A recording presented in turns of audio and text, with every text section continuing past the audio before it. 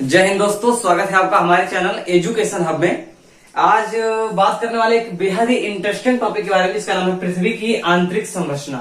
कोई भी परीक्षा की तैयारी करते हो तो यह टॉपिक बेहद इंपॉर्टेंट है, क्योंकि जीके के दृष्टिकोण से अगर देखा जाए तो यह टॉपिक इतना इंपॉर्टेंट है कि हर बार परीक्षा में कहीं न कहीं से एक आध नंबर जरूर पूछ ही लिया जाता है। ठीक है, तो आज बात करने वाले हैं इसी पृथ्वी की आंतरिक संरचना के बारे में बाई मैप। ठीक है, मैप के थ्रू आपको बताएंगे कि आखिरकार जो पृथ्वी की आंतरिक संरचना है वह पहले क्वेश्चन होता है कैसे ज्ञात की गई। ठीक है, तो उस चीज को हम बताएंगे कि आखिरकार पृथ्वी की आंतरिक संरचना को वैज्ञानिकों ने ज्ञात कैसे की है और इसके अंदर क्या क्या मौजूद है। आने वाले वीडियोज में मैं पृथ्वी से ही रिलेटेड अगर भी वीडियो बनाऊंगा जिनमें बात होगी कि आखिरकार भूकंप कैसे आता है, सुनामी कैसे आती है, जो एक चक्रवात उठती है वो कैसे होते हैं। ठीक है, हमारे जो पृथ्वी में उपस्थित संपूर्ण महासागर हैं, ठीक है, और समंदर हैं, जैसे कि अलग चीजें, हिंद महासागर, अटलांटिक महासागर और प्रशांत महासागर। ठीक है, ये सब चीज इनको बाय मैप समझाने का कार्य किया जाएगा। अगर आप इंटरेस्टेड हो तो चैनल को सब्सक्राइब बिल्कुल कर लीजिए। ठीक है, क्योंकि आने वाला वीडियो इतना इंपॉर्टेंट है कि हर बार किसी भी परीक्षा में 1-2 नंबर जरूर पूछा जाता है। अगर आप लोग तैयारी करते हो स्टेट पीसीएस की, ठीक है, तो वहां पर ये जो टॉपिक है या आने वाले समय में जो टॉपिक आएंगे वो बेहद इंपॉर्टेंट होगा। ठीक है, तो चलिए स्टार्ट करते हैं पृथ्वी की आंतरिक संरचना के बारे में। तो यहाँ बात की जा रही है कि पृथ्वी की आंतरिक संरचना मतलब जैसे अगर हमें आपके बारे में जानना है तो पहले आपका नाम जानूंगा कि कौन हो, फिर उसके बारे में जाना जाएगा। ठीक है, तो पहले हमें जानना है कि पृथ्वी क्या है। ठीक है, पहले पृथ्वी के बारे में जानिए। तो पृथ्वी एक ग्रह है। ठीक है, क्या है? एक ग्रह है जो कि सूर्य के चक्कर लगाती है। ठीक है, आपको हर चीज जानना, इसके बारे में कभी और बात की जाएगी जब हम विश्व का भूगोल पढ़ाने लगेंगे, जैसे कि ये भी विश्व का ही भूगोल है। लेकिन जब हम कभी आपको आपका अपना सौरमंडल पढ़ाएंगे उस कंडीशन में हम आपको बकायदे समझाएंगे कि आखिरकार इसकी उत्पत्ति कैसे हुई, या किसका है, कितना है, कितने नंबर पर आता है, इसके क्षेत्रफल क्या है, इन सभी चीजों के बारे में बात की जाएगी विस्तार से। अभी खैर आप इतना जानते रहिए, ये पृथ्वी है। जितने भी ग्रह हैं उनमें से एक है और एकमात्र विज्ञात ग्रह है कि जिसपे जीवन पाया गया। ठीक है, और अभी कोई भी ज्ञात ग्रह नहीं है जिसमें जीवन खोजा जा चुका हो। ठीक है, खैर हमारी सबकी खोज जो है, मतलब कि ह्यूमन की जो खोज है वो मंगल ग्रह तक पहुंच चुकी है। ठीक है, और उसके बाद में आपने पहले ही देखा होगा कि जो चंद्रमा वहां तक पहुंच चुके हैं। जीवन अभी कहीं पर नहीं मिला है, लेकिन कुछ कुछ प्रमाण, जैसे भविष्य में कभी वहां पर जीवन रहा होगा, मतलब भूतपूर्व समय में कभी जीवन रहा होगा, इसके प्रमाण कहीं न कहीं मंगल ग्रह में थोड़े बहुत दिखाई दे रहे हैं। ठीक है, अब इसमें आप देखिए, जो हमारी पृथ्वी है एक ग्रह, ठीक है, ये बहुत इंपॉर्टेंट टॉपिक है। ठीक है, इसलिए मैं फिर से कहना चाहूंगा, एक बार बाकायदे पूरी वीडियो देख लो, फिर दोबारा पेन और कॉपी लेकर लिखना। ठीक है, अब पृथ्वी की आंतरिक संरचना माने कि पृथ्वी के अंदर हमें देखना है कि आखिरकार क्या है, कैसे है। ठीक है, तो सपोज करो मैं पृथ्वी को इतना दूरी कट कर दिया। क्या कर दिया? कट कर दिया। तो यहीं पर कहीं ना कहीं ये आकर निकलेगा कि इसके अंदर कितनी कितनी आकृतियां भरी हुई हैं, कैसा है। एक चीज पूछता है कि पृथ्वी की आकृति कैसी है, तो थोड़ा बहुत चपटी है, ध्रुवों के आसपास। ठीक है, इसे कहते हैं जियोड आकार। क्या कहते हैं? जियोड। कहीं कहीं इसका नाम अलग अलग भी मिल जाते हैं। ठीक है, ये चीज आपको थोड़ा बहुत ऑप्शन में भी देखिएगा, थोड़ा यही होता है। ठीक है, तो जानते रहिएगा। अब जो हमारी पृथ्वी की आंतरिक संरचना है, इनमें हम क्या करते हैं, अपने केंद्र तक का एक गड्ढा खोदते हैं। ठीक है, अब पहले हमें जानना है कि इसका ज्ञात कैसे करते हैं, क्योंकि अभी तक केंद्र पर गड्ढा खोदा नहीं गया है। ठीक है, ये ज्ञात होता है जैसे तापमान, एक टॉपिक मिल जाता है। ठीक है, तापमान। उसके बाद जैसे हमें कभी कोई ज्वालामुखी देखने को मिल जाता है। ठीक है, ज्वालामुखी। आपको बताना है कि इंडिया में एक्टिव ज्वालामुखी कहाँ है और कितने हैं। ठीक है, आपको ये चीज जरूर बताना है कमेंट में। तो जैसे तापमान हो गया, ज्वालामुखी हो गई। ठीक है, इस तरह से और कई टॉपिक हैं जिनमें महत्वपूर्ण यही है। और इसी प्रकार से हम ज्ञात करते हैं कि आखिरकार हमारे जो केंद्र है और केंद्र से सतह तक जितनी भी दूरी है, इनमें कितने प्रकार से हमारी पृथ्वी है। आपको मैं ये चीज ईमानदारी बता दूं कि पृथ्वी की आंतरिक संरचना के बारे में पूर्णतः भी वैज्ञानिक लोग भी जानकारी नहीं जुटा पाए हैं। ठीक है, तो आपको भी जानकारी पूर्णतः नहीं मिलेगी, इसीलिए जितनी जानकारी उपलब्ध है उनके आधार पर मैं बात करने वाला हूं। ठीक है, तो इसे हम क्या करते हैं, 3 भागों में डिवाइड कर देते हैं। इसी चीज को कहीं हम यहां से लिख देते हैं। ठीक है, यहां पर आप देखिए, इसे हम क्या करते हैं, 3 भागों में डिवाइड कर देते हैं। यहां पर आप देख रहे हो, ये 3 भागों में डिवाइड है। ये जो बिल्कुल ऊपरी सतह होता है, बिल्कुल ऊपरी सतह, इसे कहते हैं भूपर्पटी। क्या कहते हैं? भूपर्पटी। कभी कभी ये क्वेश्चन आता है कि पृथ्वी की सबसे ऊपरी सतह का नाम क्या है। ठीक है, तो ये क्वेश्चन आप जानते रहिएगा, पूछा जाता है। उसका नाम है भूपर्पटी। क्या नाम है? भू परपटी। ठीक है, ये चीज है। अब आपको जानना है कि जो भू परपटी की ये एरिया है, ये आखिरकार है कहां से कहां तक। ठीक है, तो ये है आपका नीचे जो यहाँ ये एरिया था, ये वाला इस यहां तक है, ये 100 किलोमीटर। क्या है? 100 किलोमीटर। इसे कहते हैं भू परपटी, जिसकी एरिया है 100 किलोमीटर तक। ठीक है, अब दूसरा इसके बाद नाम आता है जिसे कहते हैं मेंटल। क्या कहते हैं? मेंटल। अब ये जो हमारा मेंटल है, ये हमारा दूसरा एरिया। कितना है? दूसरा। दूसरे एरिया की जो लंबाई है यहां से आखिरकार कहीं ना कहीं जब यहां तक आता है, तो ये जो एरिया है इसका, ये है कहीं ना कहीं इसका आखिरी छोर 2900 किलोमीटर तक। ठीक है, ये कभी कभी पूछ लेता है कि इसकी सीमा कहां तक है। ठीक है, अब इसके बारे में और हम डिटेल से बात करेंगे। ठीक है, तो आपको जानना है कि ये जो हमारी मेंटल है, ये चीज की जो सीमा है मैक्सिमम ये गई है 2900 किलोमीटर तक। ठीक है, उसके बाद में आता है हमारा ये है क्रोड। क्या है? इसे कहते हैं क्रोड। ठीक है, इसे कहते हैं क्रोड, इस भाग को। और इसकी जो एरिया है ये यहां मतलब 2900 से स्टार्ट होती है और कहीं ना कहीं 6370। और ये सभी चीजें किलोमीटर में है। ये चीज आपको ध्यान देना है, किसमें है? किलोमीटर में। ठीक है, अब इसमें क्वेश्चन और आता है कि जो पृथ्वी की त्रिज्या है, क्या चीज? पृथ्वी की त्रिज्या। ठीक है, यहां पर लिख देता हूं, पृथ्वी की त्रिज्या। ये हमें देखने को मिल जाता है कि 6370 किलोमीटर है। क्या है?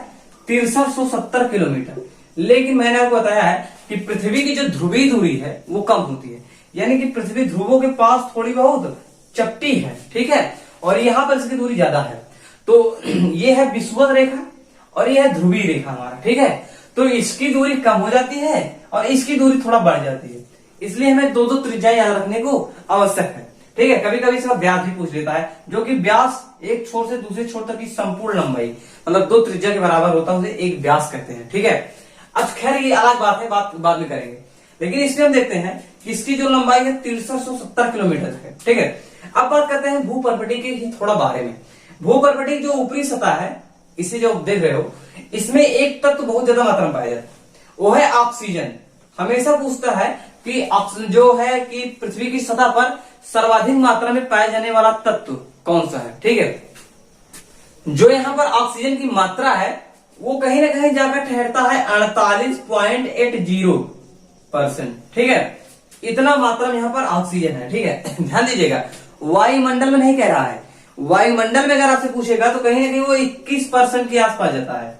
ठीक है, 78% नाइट्रोजन के आसपास चला जाता है। ठीक है, ये सभी चीजें हैं। लेकिन आपको जानना है कि पृथ्वी की सतह पर पूछ रहा है। ठीक है, कि कौन सा तत्व। और आपको जानना चाहिए कि जो भू परपटी है ये दो चीजों से मैक्सिमम मिलकर बना है, जिसे हम सियाल कहते हैं। क्या कहते हैं? आपने नाम जरूर सुना होगा अगर आपने कभी भी भूगोल पढ़ा है तो सियाल। सियाल में दो चीजें हैं, एक है सिलिकॉन, एक है एल्यूमिनियम। ठीक है, इनमें सर्वाधिक मात्रा में क्या मिलता है हमें? सिलिकॉन 27.7%। ठीक है, 27.7%। और एल्यूमिनियम जो है केवल 8% मिलता है। कभी कभी यह भी क्वेश्चन आता है कि भू परपटी में सर्वाधिक मात्रा में पाया जाने वाला धातु कौन सा है, तो वो हो जाता है आपका सिलिकॉन। ठीक है, 27.7%। इसे हम क्या कहते हैं? सियाल कहते हैं। दूसरा आता है जो हमारा मेंटल है। मेंटल को हम सीमा कहते हैं। क्या कहते हैं? सीमा। सीमा में सियाल है पहला चीज, दूसरा है मैग्नीशियम। इन दोनों चीज से मिलकर बना है ये चीज, इसलिए इसे सीमा कहते हैं। ठीक है, तीसरा हमारा जाता है निफे। क्रोड को हम क्या कहते हैं? इसे निफे नाम से भी जानते हैं।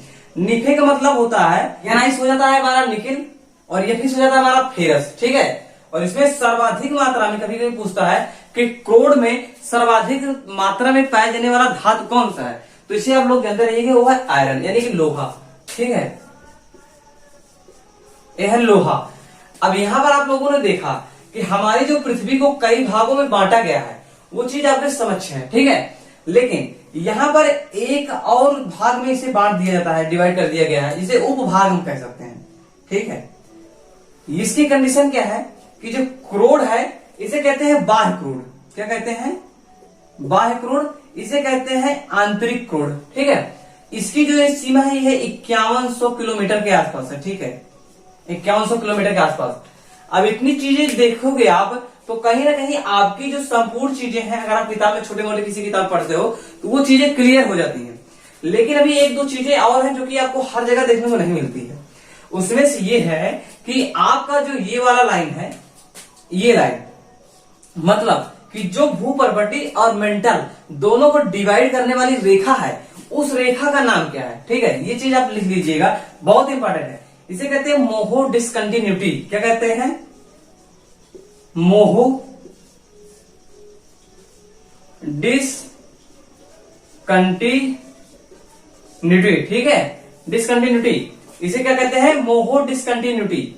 उसके बाद में दूसरा नाम आ जाता है हमारा ये वाला। ठीक है, इसे कहते हैं हम क्या कहते हैं? एक कहते हैं कि बाह्य क्रोड और मेंटल दोनों को विभाजित करने वाली रेखा का नाम क्या है? इसे कहते हैं गुटेनबर्ग डिसकंटिन्यूटी। ठीक है, क्या कहते हैं? Gutenberg discontinuity. ठीक है, इसे अब आखिरी फंसता है हमारा ये चीज जो कि उपभाग है, ज्यादा आता नहीं है लेकिन आपको जानना चाहिए। ठीक है, तो इसका जो नाम है निकल कर आता है, उसे कहते हैं लेहमन डिसकंटिन्यूटी। ठीक है, क्या कहते हैं? Lehmann discontinuity. ठीक है, यहां पर आप देखते हो तो कहीं ना कहीं आपकी जो पृथ्वी की संपूर्ण आंतरिक संरचना है वो आपके समझ इस ब्लैक बोर्ड में हमने उतार दिया है। ठीक है, इसमें आपको यही पूछता है कि पृथ्वी की सबसे ऊपरी सतह का नाम क्या है? उसे कहते हैं भूपर्वतीय। ठीक है, उसकी एरिया कितना है? 100 किलोमीटर नीचे तक में। फिर उसके बाद कभी कभी पूछता है कि मेंटल की जो विभाजक दूरी है वो कितनी है? 100 किलोमीटर से लेकर 2900 किलोमीटर तक। फिर उसके बाद ये पूछता है कि पृथ्वी का कौन सा भाग है जिसकी लंबाई या जिसकी एरिया सर्वाधिक मात्रा में है? तो उसमें आपको देखने मिलता है क्रोड। क्रोड को आप लोग देख लो 2900 किलोमीटर से लेकर के 6370 किलोमीटर तक की दूरी को कवर किया है, और इसमें सर्वाधिक मात्रा में क्या मिलता है भाई? लोहा मिलता है। एक क्वेश्चन ये पूछता है कि जो पृथ्वी की ये आंतरिक संरचना है, इसमें जो घनत्व की मात्रा है, घनत्व की मात्रा है, डेंसिटी, वो किस कंडीशन में बढ़ती है? तो आपको जानना चाहिए कि जब हमारा इसकी दूरी अगर हम नीचे की ओर जाएंगे, ठीक है, कहां जाएंगे? नीचे की ओर, तो उस कंडीशन में हम देखेंगे कि नीचे जितना जाएंगे वहां पर हम देखेंगे कि हमारी जो डेंसिटी है वो बढ़ती जाती है। अब कैसे? जो ऊपरी भाग है, ये एक क्वेश्चन पूछा गया है लगभग पीसीएस एग्जाम में कि भूपर्वतीय की जो घनत्व है, डेंसिटी है, वो कितना होता है। ठीक है, तो ये कहीं ना कहीं निकल के आता है 2.5 से 3, कहीं कहीं 3 होता है। ठीक है, तो 2.5 से 3 ये है सेंटीमीटर क्यूब। ठीक है, ये है इसकी घनत्व है। ठीक है, उसके बाद में यही चीज आ जाता है आपका कि जो हमारी सबसे नीचे वाली भाग होती है यानी क्रोड। ठीक है, तो क्रोड की जो डेंसिटी है वो होता है 13 ग्राम पर सेंटीमीटर क्यूब। ठीक है, ये चीज आपको जानना चाहिए। अब दो चीजें हो गई, यानी कि पृथ्वी के सबसे अंदर या कि सर्वाधिक घनत्व कहां पाया जाता है? वो होता है क्रोड में। कितना होता है? 13 ग्राम पर सेंटीमीटर क्यूब। ठीक है, और उसके बाद में कहता है कि जो पृथ्वी की सबसे ऊपरी है, सबसे कम है, वो कितना होता है? 2.5 से 3 के आसपास होता है। ठीक है, घन सेंटीमीटर। अब पूछता है कि इसकी दोनों में कभी कभी पूछ लेता है कि औसत घनत्व पृथ्वी क्या होती है? तो औसत घनत्व आप देखोगे कि 5.5 ग्राम पर सेंटीमीटर क्यूब। ठीक है, ये पृथ्वी की औसत है। क्या है? औसतन घनत्व इतना होता है।